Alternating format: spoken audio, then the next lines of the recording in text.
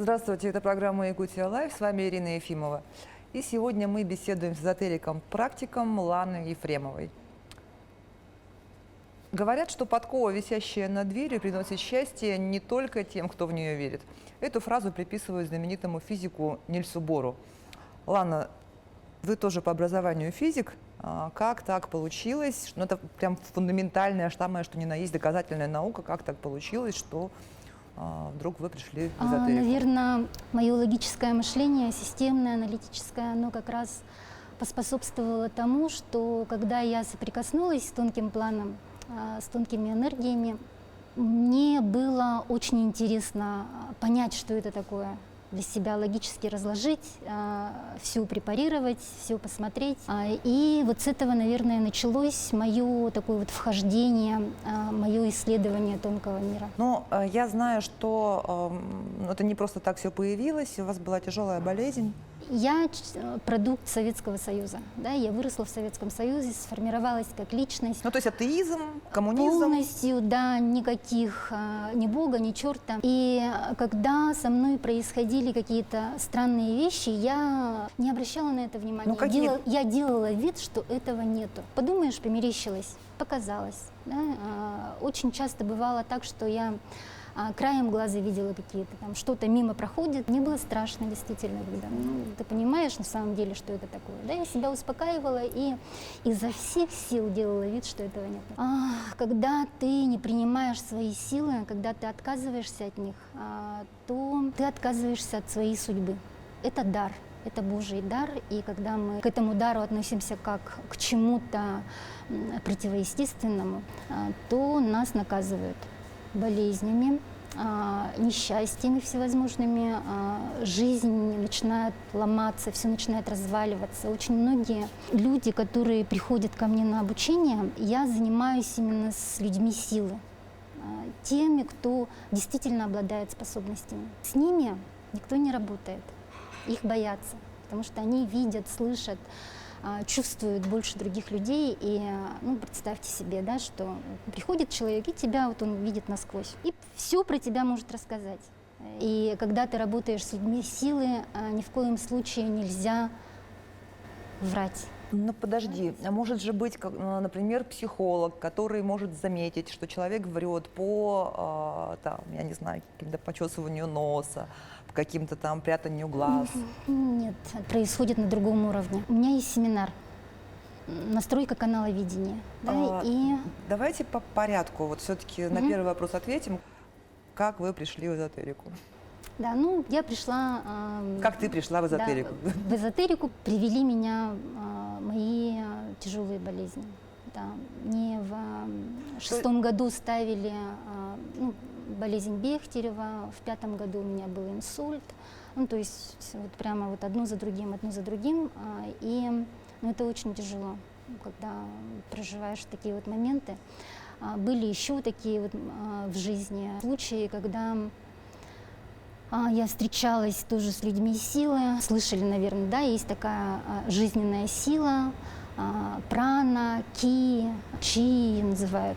И она действительно есть. И ее можно скачать. Действительно, вот говорят, вот есть вампиры, да, они есть такие люди, вампиры, они питаются жизненной силой. И так случилось, что одна женщина, она не понимала, что она делает. Это было начало 90-х годов, когда экстрасенсы полезли изо всех щелей, как грибы после дождя.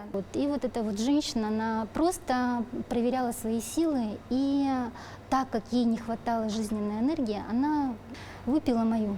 Я чуть не умерла. И это был такой очень серьезный опыт того, когда я поняла, что ты не только это тело, что когда ты умираешь, ты превращаешься в такую вот точечку сознания. Да, эта точка может перемещаться между мирами.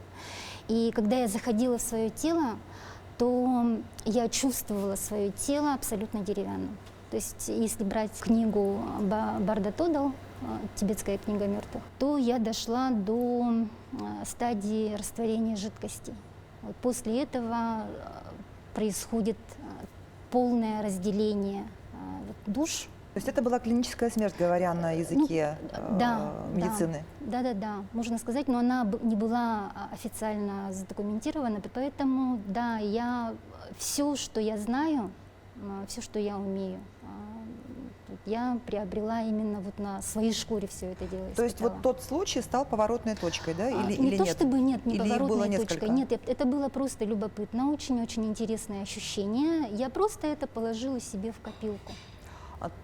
То есть о том, что вот это она выпила там жизненную энергию, это уже Мне потом, да? мне об этом сказали. Потом мама нашла действующего экстрасенса, которая вот ночью звонили, представляете, это все происходило ночью. Вот, вечером была вот эта женщина ушла, приходила в гости, называется. Мама уже там где-то в час ночи, что ли, у нее был телефон действующего экстрасенса, она позвонила ей, говорила, что делать, производили там определенные действия, вот, и меня вытянули. Вот я совершенно здоровая, молодая женщина, мне было тогда 21 год. Слегла, я 3 дня лежала, еле поднималась, до туалета доползала и обратно. И месяц вот отходила от этого. Это было очень серьезное такое вот энергетическое, не нападение, ну вот так вот получилось. Никто не виноват. Но для себя ты тогда поняла, что это было энергетическое вмешательство, но объяснили экстрасенсы? Да, мне эта женщина объяснила, и я просто тоже вот положила себе в копилку. Мгм. А Вот я же говорю, что я на это не обращала внимания, я делала вид, что этого нету, Мгм. что этого со мной не произошло. В 2010 году я уже дошла до такого состояния, то есть вот в 2005 году у меня был инсульт осенью, а в 2006 году болезнь Бехтерева поставили. Это страшное заболевание, когда у тебя болит каждый сустав. Вот прям с ног до головы у тебя все тело, все вот суставы крутит. Я так пролежала неделю, наверное, и когда я встала, я уже встала больным человеком. Я уже еле ходила, мне колени не держали. И вот до 2010 года вот я в таком состоянии жила. Пошла заниматься энергетикой только тогда, когда пришел такой вот месседж. Да? Я сейчас живу не в России, я уехала из Якутска вот в 2006 году, потому что я получила такой же месседж о том, что если ты останешься здесь еще на одну зиму, ты умрешь. Вот следующую зиму ты не переживешь. Я тогда собралась и уехала. Вот просто понимание какое-то пришло из Нет, ниоткуда. это даже это не понимание, это тебе говорят прямо. Ты прямо слышишь. Тебе прям вот говорят, и ты это понимаешь, что это так. То есть ты голоса слышишь. Можно сказать, да. Но это прямо такое ясное, четкое, вот прямо спускается тебе это сверху. Это нельзя придумать. Я не могу сказать, что это я сказала себе, что я подумала об этом. Это извне приходит. И А не было мысли вот это к четко психиатру обратиться, отслеживается. если вот... Нет, не было ни разу такого, потому что это было не каждый день. Да, такие вот моменты были очень редко, но прям очень Какие-то редко. поворотные Да, моменты такие жизни. вот, да, вот в 2006 году, например, я получила такой месседж, я собралась и уехала буквально за 2 недели. И, видимо, вот за счет того, что я уехала тогда, я действительно осталась живая. То есть, когда Сначала есть... в Москву ведь ты уехала, да? Да, я переехала в Москву, жила там, и в 2010 году я получила месседж, опять же, о том, что или ты идешь заниматься энергетикой, или ты через полгода умрешь. А к тому моменту я месяца 4-5 кашляла и не могла вылечиться никак. То есть официальная медицина от меня отказалась. Я тогда жила в Москве, и мы переехали в новую квартиру. Я получила этот месседж, и я пошла заниматься энергетикой, потому что я чувствовала, что из меня жизнь утекает. Такой шарик дырявый, и оттуда вот прям жизнь просто же вот еще чуть-чуть совсем осталось, и все. Меня не станет. Это очень четко ощущается. И вот я пошла заниматься энергетикой. Первое упражнение, которое нам дали, это диагностика потоков неба и земли. Все пронизано потоками неба и земли. Вот, то есть земными энергиями снизу вверх, да, и сверху, значит, небесные потоки. Их солнечными называют, небесными называют, космическими называют. Неважно, да, как называется, но просто поток идет сверху и поток идет снизу. И вся земля, она как вот такими вот ниточками прошитая. Это вот ниточки, если вот смотреть издалека, но на самом деле эти ниточки, вот, они могут быть очень большими, такими вот, деревья их называют. Да? Определяется это тогда, когда ты понимаешь, что оно уходит вниз в землю, да, и уходит вот туда, куда-то наверх в стратосферу. И показали диагностику пространства. Вот я прихожу домой и проверяю на наличие вот этих деревьев. Ну, дали такое задание. Просмотрите, где вы спите, свою комнату, где вы живете. Куда потоки энергии идут, да? Да, наличие вот этих вот деревьев энергетических. Значит, земные деревья и небесные деревья. И вот я хожу, ищу и понимаю, что у меня вся комната — это просто вот лес густой. Там, где я спала, оказывается, вот такая огромная дыра такая была. Ну, такое вот большое такое энергетическое дерево. И они все были небесные. Вот я жила, вот я переехала в эту квартиру, как раз вот я все никак не могла выздороветь, потому что я спала вот на таком энергетически нездоровом месте. И когда я это поняла, то есть нам давали еще и практику, как это можно перенаправить, вот эти вот потоки, небесные деревья сделать земными и поправить себе, ну, как пространство окружающее, да, где ты живешь. И я все это сделала, и я не заметила, как я выздоровела. Буквально там, ну, на 3-й день вдруг пришло осознание, я же не кашляю. Я очень большой скептик. Я все проверяю, ничто на веру не принимаю. И когда я получила такой вот потрясающий результат, я начала делать диагностики везде. То есть я на рабочем месте делала диагностики, мои коллеги там вот сидят, работают, я занималась дизайном. То есть вот ты дизайнер, сидишь перед компьютером целый день. Я обнаружила, что у каждого на рабочем месте, вот он прямо сидит в древе, и в основном это небесные деревья. И те, кто сидит вот в небесных деревьях, настроением задает вот эти потоки, да, когда человек в негативе больше находится, то у него вот небесное дерево. Вот где он больше всего находится, у него, ну, обестачивается. Если человек оптимист, то он создает вокруг себя такое поле, земное дерево образуется вот на том месте, где сидит такой вот оптимистично настроенный человек. То есть небесное дерево — это плохо, земное — это хорошо? Да. И первое тоже, когда ну, вот у меня есть группы регулярного обучения, вот я тоже на первых занятиях даю вот эту практику. Очень, очень полезная, может спасти жизнь. Так, хорошо. А потом остальные все диагнозы куда делись? Вот я начала заниматься энергетикой, и через 2 года я пошла на обследование. То есть, на минуточку, да, вот в 2010 году у меня колени не держали. То есть я не могла ходить по лестницам. Я подходила к лестнице и ждала человека, доброго человека, который бы помог мне там подняться или спуститься по лестнице. Вот настолько было все плохо. Когда я обратилась к врачам, мне сказали, ну, женщина, возраст, а мне тогда было всего 38. Представляете, да, вот 38 лет, перспектива сесть в инвалидное кресло.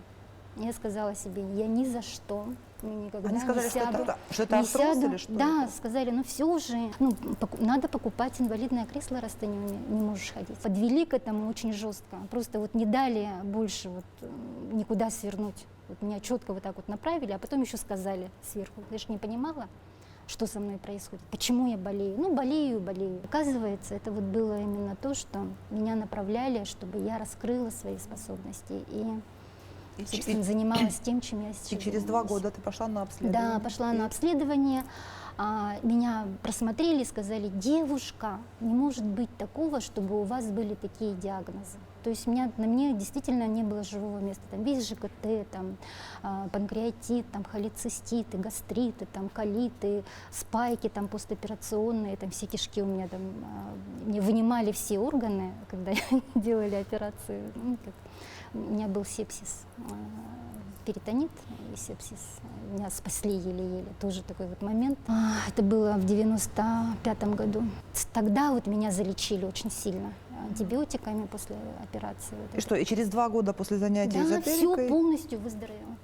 Все, вот я бегаю. Это человек, которому сказали, все, женщина, что вы хотите? Вот надо вот покупать инвалидное кресло. А теперь история про то, как ты нашла вот первого учителя. Это был 2000 год, и мой папа, Ефремов Климент Спиридонович, он побежал такой вот супер дальний марафон. Разделил его на 3 этапа, то есть от Якутска до Анкориджа. Анкоридж — это штат Аляска. И папа, значит, решил побежать вот в Уэлен, и разделил на 3 этапа: Якутск-Магадан, Магадан-Уэлен и Уэлен-Анкоридж. Первое лето 99-го года он пробежал расстояние с Якутска до Магадана, а на второе лето в 2000 году он пропал. От Магадана до Уэлена там дикая тайга абсолютно, дикие животные. И мы его искали, не могли найти. Мне посоветовали обратиться к экстрасенсам-поисковикам. И они прям очень четко проследили вот его путь. Последний путь, он утонул в горной реке, то есть оборвался трос, он не смог удержаться. Ему было тогда 60 лет все-таки, да, упал в горную реку. И вот у нас есть такой вот, это называется, ну, как раз вот момент ясновидения. Что я называю ясновидением? Это экран внутреннего видения. Да, такой вот у нас экранчик внутреннего видения есть, то есть вот есть такая вот кутасха, кто йогой занимается, да, знает, вот сюда вот по сушумне поднимается энергия, идет на 3-й глаз, тут у нас такой проектор, ну я же физик, да, все. Да, поэтому техническими такими терминами объясняю. Вот. И оттуда идет проекция, и то, что мы представляем себе, вот идет вот на этот экран внутреннего видения. И чем четче, ярче картинка, тем лучше вот экран работает. И вот эти девочки, которые смотрели, вот, причем эти были, ну вот около 30 лет этим девушкам было, которые вот экстрасенсы-поисковики. Я когда приехала, я думала, ну, приехала на встречу и думала, вот сейчас зайдет там бабушка какая-нибудь, там шаманка, да, такой в костюме, с бубном. Ну, вот прям вот представляла себе такое. Вдруг девушка такая в медицинском халате забегает. Потом вторая прибегает, такая же в медицинском халате, такая: давайте, так, кого смотрим? Я говорю, ну вот, да, и они так объединяем экраны, да, и начинают смотреть. И я подключилась к их экрану. Вот они сидят, рассказывают, и я прям ярко картинки вижу, что они рассказывают. Был такой момент, когда, ну вот в Магадане моют золото, да, и есть вот такие вот группы, которые, ну такие вот вооруженные, прям такие вот товарищи, такая вот боевая группа, вот они вот ходят, моют золото. И вот, значит, одна видит, ну то есть мы все, значит, вот он идет, солдат, да, с автоматом, прям стоит человек с автоматом. Я прям вижу тоже, да, вот стоит человек с автоматом, а в кустах стоит БТР, да, и девушка, ну я знаю, что такое БТР, я их видела, да, я знаю, что это БТР, а эти девушки, они не видели, оказывается, то есть, ну, не знали, он такой, и говорит, ой, танк стоит в кустах, я говорю, нет, это не танк, говорю, это БТР. То есть это осознание того, что я подключилась к экрану и видела вот эти картинки, которые они тоже видели, дошло до меня, знаете, вот, наверное, году это, ну, в 18-м, где-то так, наверное, только до меня дошло, что, я же это видела, то, что они вот рассказывали, я реально, оказывается, тоже как своим, ну, способности тоже включились. Вот. И тогда я спросила у этих девочек, а как вы это сделали? Как вы это? Я тогда еще не понимала того, что я сама посмотрела, тоже вот своим экраном тоже подключилась к их экрану, объединила. Они сказали, что вот они проходили специальное обучение у такого-то там человека, и я себе прям раз так на заметочку взяла. Когда я переехала в Москву, и меня поставили перед выбором, или ты занимаешься энергетикой, или ты умираешь через полгода, ну, жить хотелось. Всего 38, да, вот дочке было тогда 18 лет, и ну как ребенка оставишь в начале жизни, нельзя уходить из жизни. И нашли того человека, да? Да, я нашла эту школу и пошла туда заниматься, ну потому что знала, это дают такие вот великолепные результаты, девушки, они мне рассказали, как они обучение проходили. Ну, вообще эзотерика — это тайные знания, которые непосвященным недоступны. Вот, то есть, получается, нужно стать посвященным как-то для этого все равно, да? Чтобы тебя кто-то посвятил. Тут, знаете, вот я когда начала заниматься вот энергетикой, начали давать практики. Я же до этого была полная атеистка, материалистка. И когда мне говорили, что есть тонкий план, там эзотерика, я говорила, иди лечись. Будешь что мне тут лапши на уши вешать. Ну, такая прям категоричная такая атеистка, материалистка была. И тут делала практики и понимала, что я их делала. То есть я делаю практику в первый раз в жизни, Которые Точно знаю, что это в первый раз в своей жизни это делаю, но я знаю, что я ее отрабатывала. Прям вот отрабатывала, старательно отрабатывала и достигала какого-то результата. И я знаю, что вот это часть одного целого. Да, и я начинаю группе рассказывать о том, что вот эта практика, она является частью вот этого вот целого. И мы, когда делаем это, даем вот основу тому-то, и на меня группа смотрит, а ты откуда это знаешь? Да? Я не могу понять, я не знаю, откуда я это знаю.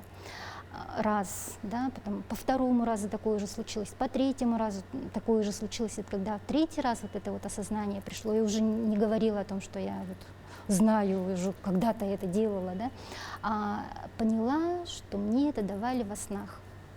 Эти сны я называла дурацкие сны, да, когда тебе что-то дают, какую-то практику, и ты ее отрабатываешь. Тут прямо вот над тобой стоят, вот, как говорится, над душой, да? И ты стараешься, что-то вот делаешь, и когда утром просыпалась, вот дурацкий сон, и стирала его. Старательно стирала из памяти. А когда начала заниматься энергетикой, поняла, что вот как раз вот эти сны-то и надо было сохранять. Это вот поэтому у вас сейчас для сновидящих там отдельная, Да, отдельная какая-то программа? есть семинар. Был такой момент, это в 13-14 годы, когда я очень плотно общалась именно со сновидцами. Вот прям люди, вот есть люди-сновидцы, которые осознаются во снах. Вот человек спит и знает, что он спит.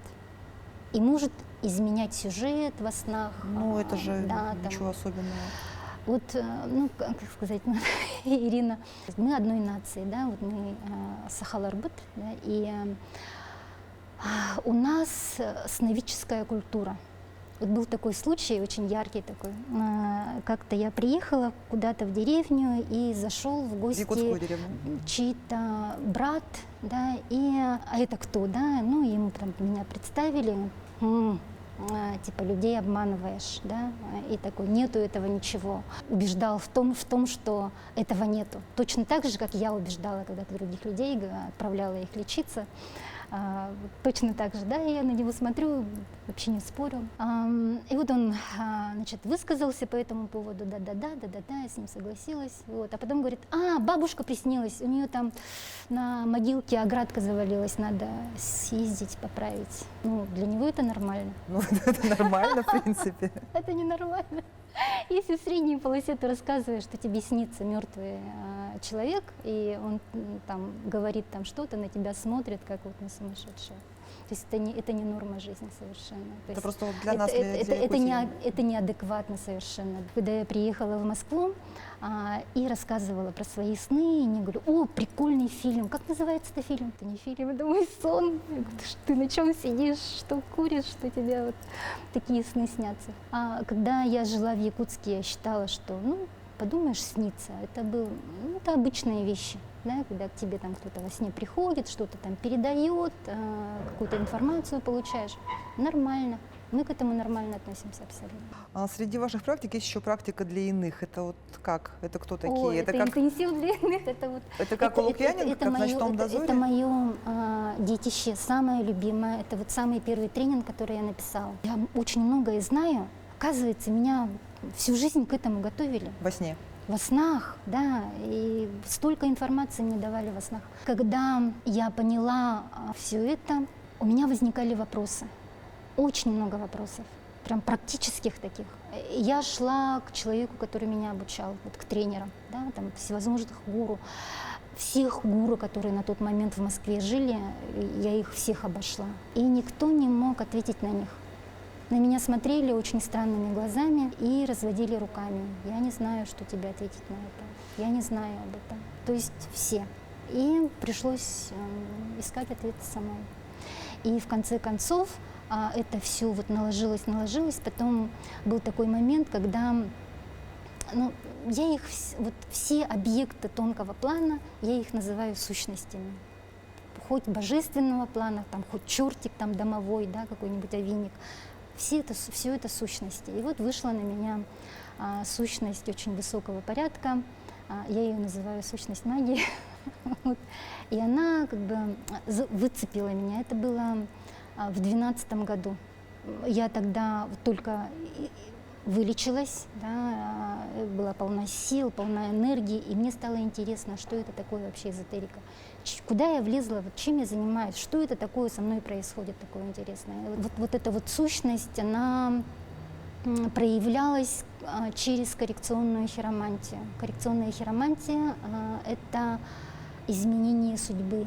Линии на ладошке Да, поправляешь? через линии на руках. Я начала этим заниматься, причем очень интересно было. То есть вот она меня зацепила очень сильно, я поняла, что я должна пойти учиться вот к этому человеку коррекционной хиромантии. Но я сразу к нему не попала. Через год каких-то инициаций, то есть вот за этот год меня призывали там какие-то места сил, я постоянно попадала в какие-то места силы, меня привозили куда-то, да, вот поехала к подруге в Германию, она меня повезла в Экстенштайн, да, та же подруга меня в Хакасии привезла там на Салбыкский курган, там. Я проходила инициации, то есть я приезжала на место силы, я получала инициацию. Мне что-то давали. Я это брала, благодарила, ну просто вот так в загашник закладывала. И в течение года я все пыталась к этому человеку на обучение попасть, никак не складывалось. И в конце концов, только через год, когда я, видимо, вот достигла определенных уровней там, инициации, вот эта сущность позволила мне прийти на обучение. И тогда я прямо увидела, как она входит вот в этого человека, как она работает, что происходит тогда, когда вот этот вот товарищ правит руку, да, вот эти вот линии, вот он ведет ручкой, да, по, ну, с кончика пальца, значит, у нас вот выходят такие вот потоки энергии. Вот он вот делает, а я это чувствую, как это проявляется, то есть вот здесь вот, да, вот эта линия, это линия сердца, это зона эмоций. Все беды, несчастья, радости, там, горе и печали, они зашифрованы здесь. И когда активируешь вот эту линию, ты начинаешь чувствовать человека, вот все, что он чувствует. Можно еще по годам пройтись, да, вот она, вот градация есть вот здесь, здесь, ну, где-то юность, это вот где-то 35 лет, это вот 70, 45 лет, 35-45, да, и 20 лет. Ну, примерно вот так вот идет градация временная. И вот идешь по этой линии, и ты прямо чувствуешь, что человек переживал за свое время.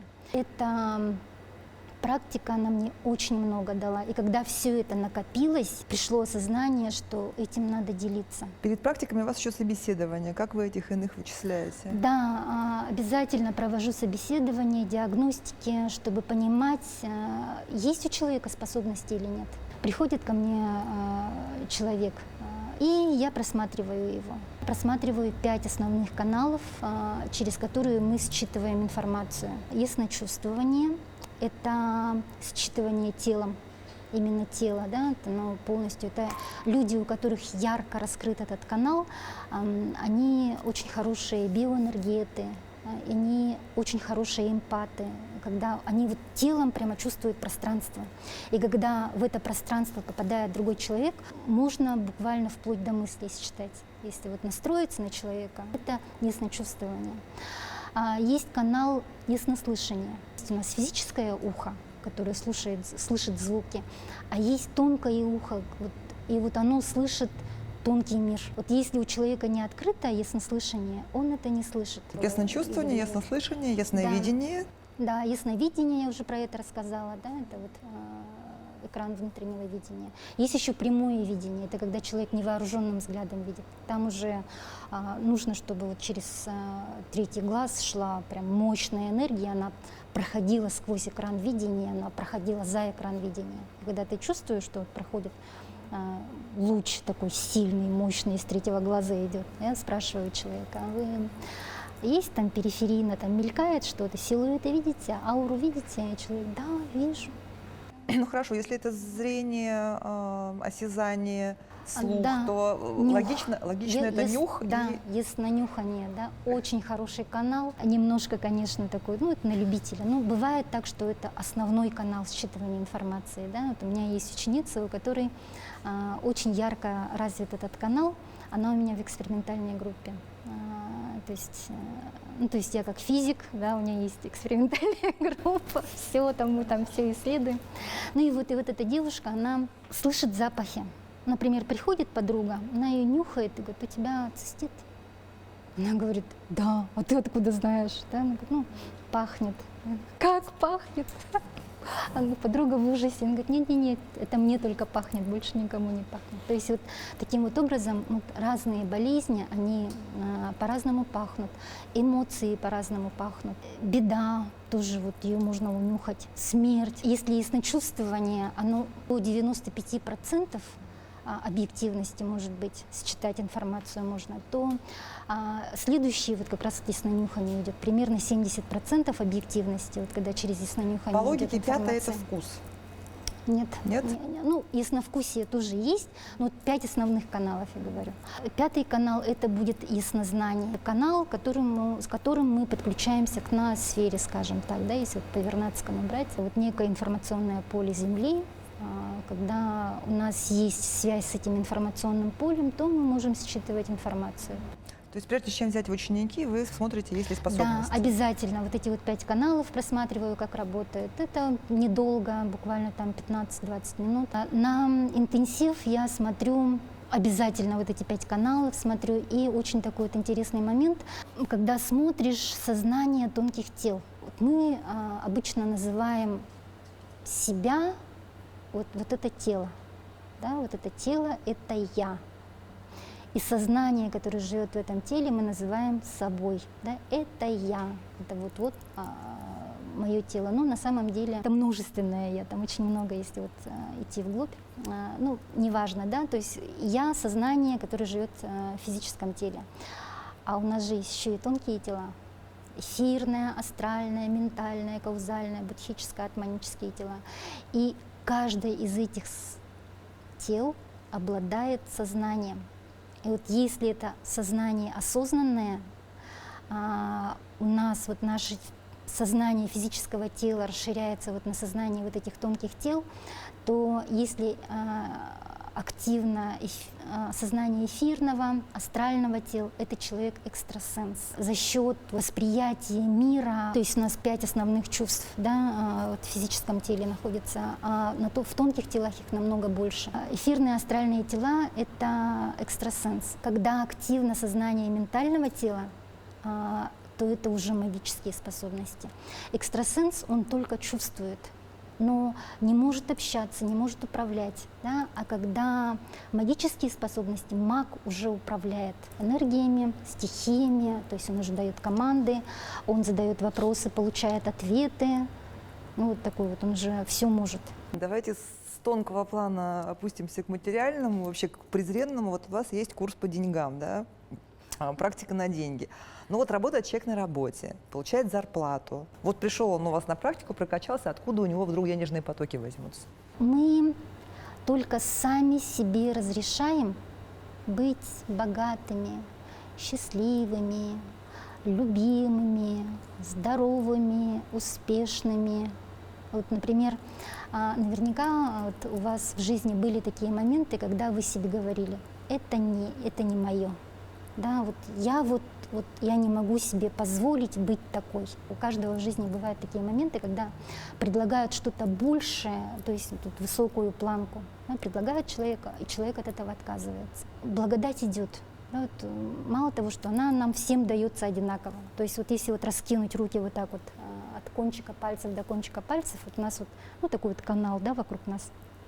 Вот в таком объеме нам дается благодать.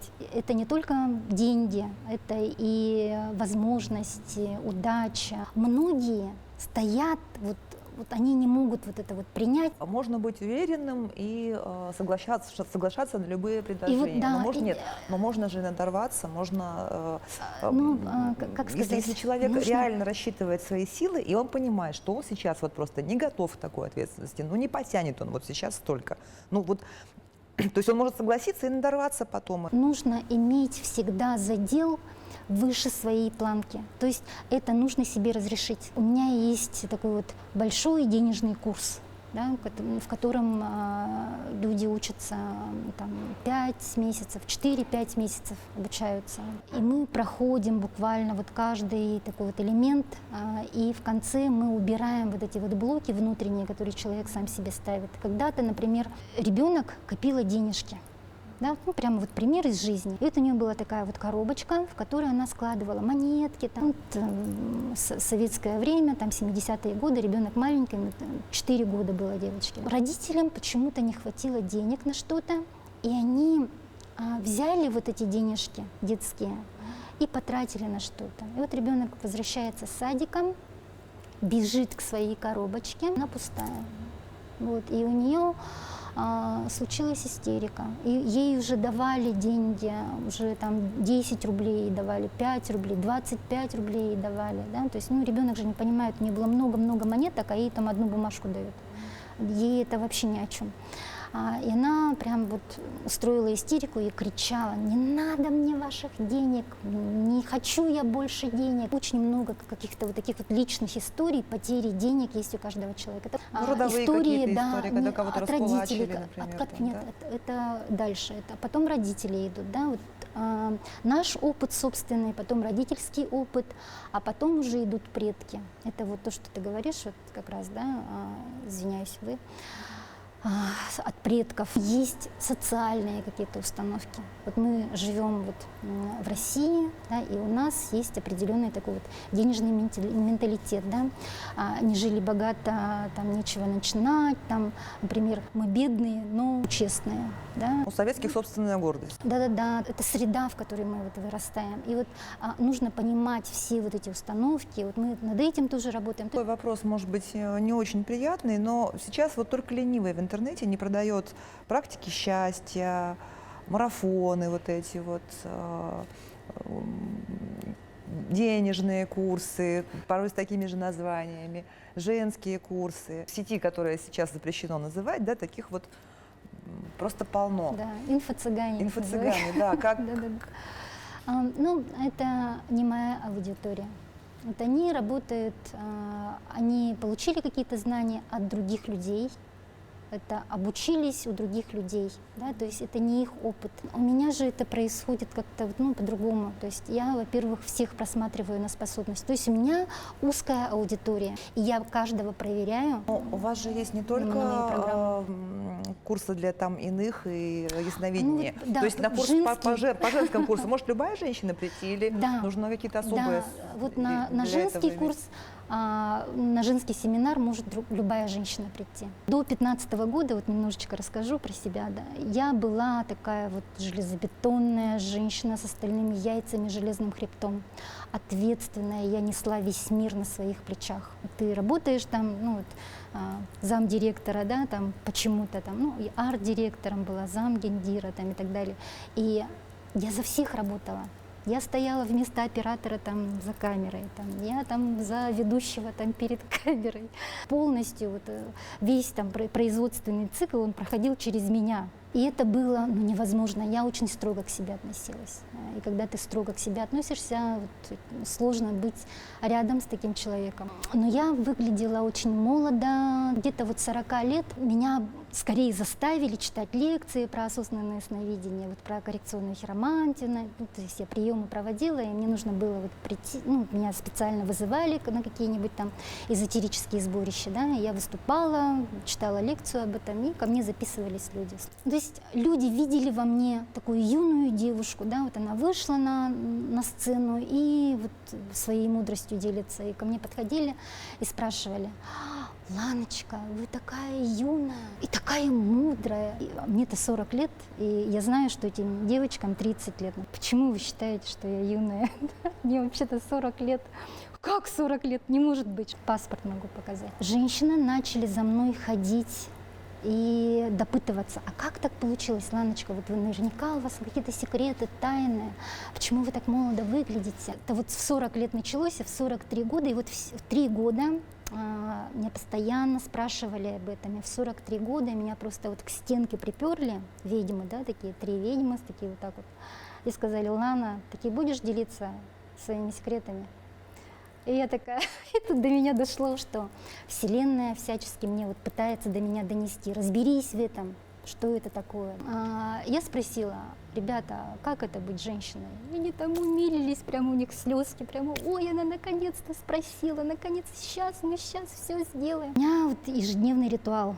С утра я делаю определенные практики.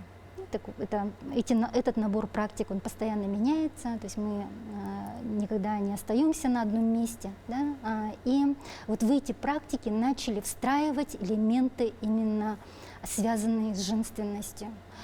Я поняла, что это такое быть женщиной. В энергетическом это вот внутреннее состояние, внутренняя энергия. И я поняла, что я никогда не была счастлива вообще по-хорошему-то. Да? Вот, когда включилась эта вот женская энергия, я моментально стала счастливая. И когда включается вот эта вот женская энергия, ты сбрасываешь вот этот гнет мужской энергии, что ты становишься ты становишься собой. Это настолько большое чудо, которое со мной произошло в моей жизни. Ладно, у меня последний вопрос. Сейчас очень непростая ситуация в России и вообще в мире. Вот по-вашему, как человек, который обладает такими способностями, чем это все закончится?